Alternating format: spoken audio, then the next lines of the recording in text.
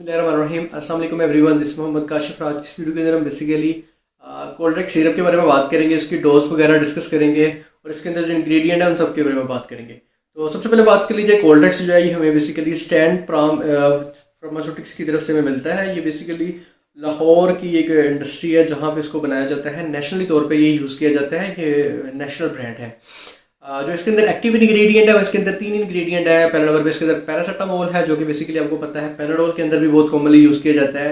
ये basically anti पैराटिक properties रखता है, यानी कि बुखार को कम करने के लिए यूज़ किया जाता है। उसके अलावा फीवर और थोड़ा टेम्परेचर हाई हो तब भी इसे कम करने में बहुत ज़्यादा मुफीद साबित होता है।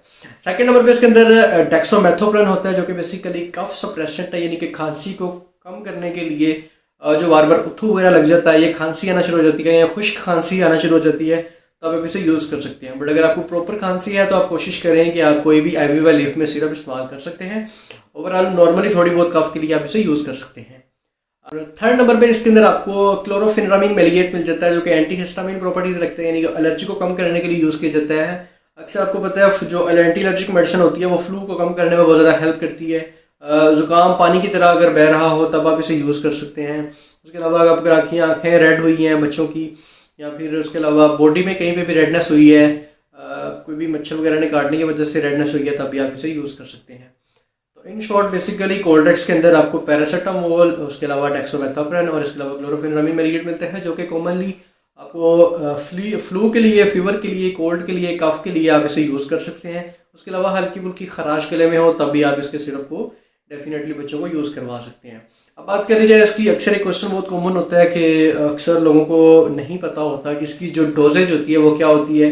अब वो बड़े परेशान होते हैं कि हमारे पास सिरप तो पड़ा है लेकिन इसकी डोजेज का नहीं पता है और दिन में कितने बार लेना चाहिए, क्योंकि आपको पता है कि जो डोज है वो डोज के मुताबिक लेनी चाहिए, उससे ज़्यादा नहीं लेनी चाहिए। Excess of everything is bad. तो मैं आपको बता दूं कि जो भी सिरप होते हैं ना, उनकी एक साइड पे ना आपको हर चीज़ें मेंशन्ड होती हैं। जैसे मैं आपको दिखा देता हूँ, ये जैसे ये कोल्ड ड्रिंक सिरप है, इसके साइड पे अगर आप देखें तो यहाँ पे आपको कॉमनली जो भी चीज़ें लिखी हुई है ना, खुराक लिखी हुई है, यहाँ पे डोज आपको मेंशन की गई हुई है।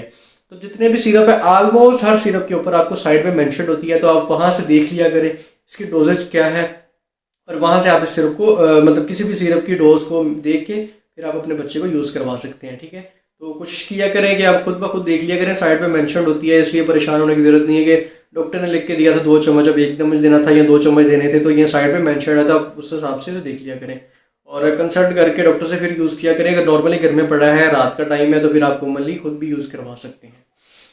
अब बात करें जाए इसकी डोजेज की, तो बेसिकली जो 2 साल तक के बच्चे होते हैं ना, न्यू बॉर्न से लेके, वो बेसिकली डॉक्टर की हिदायत के मुताबिक इसे यूज़ करें। इसके ऊपर मेंशन भी है, इसके ऊपर हिदायती जो तदाबीर है, प्रिकॉशंस वगैरह, उसमें लिखा हुआ है कि आप पहले डॉक्टर से कंसल्ट कर लें फिर आप इसे यूज़ करें फ्लू फीवर में यूज़ करने के लिए। उसके अलावा जो जिनकी उम्र 2 साल से 5 साल तक है वो 1.5 चम्मच इसको यूज़ कर सकते हैं और हर 6 से 8 घंटे के दौरान आप इसे यूज़ कर सकते हैं।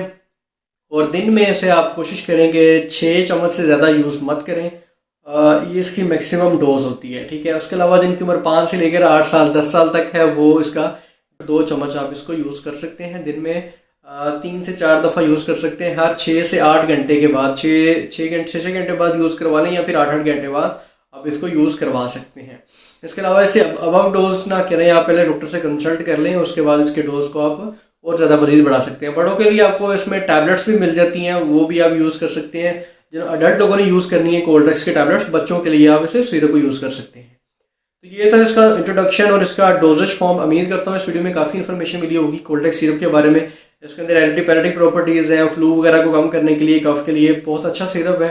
और आजकल सर्दी वगैरह आ रही है, तो मौसम चेंज होने की वजह से बार बार सर्दी नज़ला ज़ुकाम बच्चों को हो जाता है, तो इसलिए कोशिश करें कि आप कोई भी मेडिसिन यूज़ करवाने के साथ साथ में कोई भी ताकत का सिरप, जैसे कैल्शियम पी सिरप आता है, कैल्शियम विटामिन डी में रीज़नेबल प्राइस में है, 100 समथिंग प्राइस है उसकी, अब वो यूज़ करवा लें। या फिर ओसनेट डी आता है, या फिर कोई भी आप ताकत का सिरप जिसमें जिंक और कैल्शियम विटामिन डी ऐड हो, वो आप यूज़ करवाएं ताकि बच्चे का इम्यूनिटी स्ट्रॉन्ग हो, बच्चा ऑलरेडी स्ट्रॉन्ग हो और बच्चे का जो इम्यून सिस्टम है वो स्ट्रॉन्ग हो, ताकि बच्चे को बार बार बुखार ना हो और बच्चे को बार बार मेडिसिन ना यूज़ करनी पड़े। इस वीडियो में इतना ही, फिर मुलाकात होगी इंशाल्लाह नेक्स्ट वीडियो में, तब तक के लिए इजाज़त दीजिए।